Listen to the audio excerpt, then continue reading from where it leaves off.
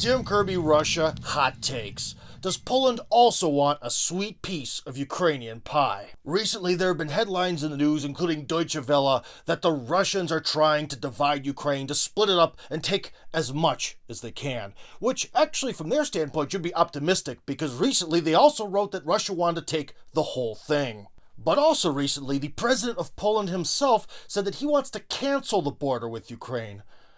What exactly does he mean by that? Now, of all the EU, it's probably the Poles who are the most passionate in their desire to support the Ukraine in their fight against Russia. But the interesting thing is we forget that a lot of the western part of Ukraine used to be a part of Poland. And in fact, until about around World War II, Lvov was considered to be an inalienable part of Poland itself. Meaning that perhaps this help from Poland, or desire to especially move its troops onto the western part of Ukraine, is not entirely altruistic.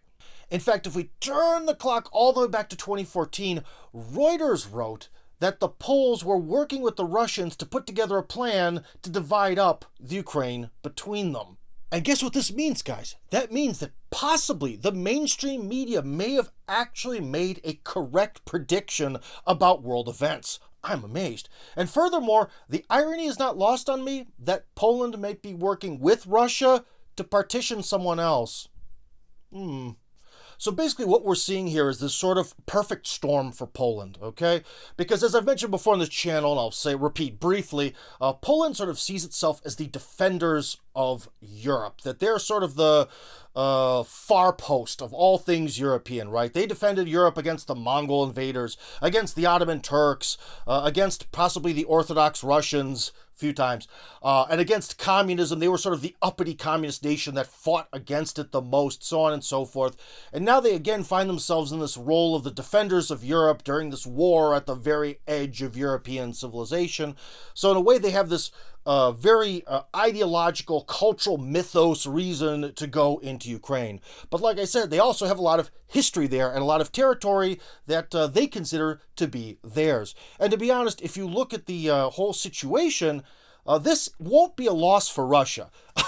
You guys might be thinking, oh, well, Tim, won't that be horrible if the Poles come in and they take everything west of the Dnieper River and north of Odessa? Actually, no, because those are the parts of today's current fake state Ukraine that absolutely despise the Russians. And if there's one thing we know from history, it is very hard to maintain control over a territory where you are despised, right?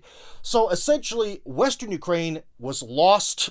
It was lost a long time ago and probably never should have ever been a part of the Soviet Union, and so on and so forth.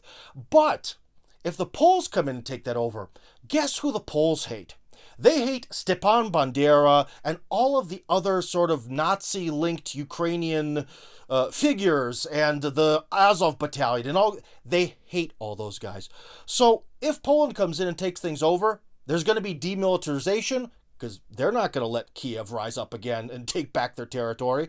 And there's going to be denazification, because Poland does not like the Nazis. So in some ways, it's kind of a win-win. Let Poland take the entire western half of Ukraine. The world will be better for it.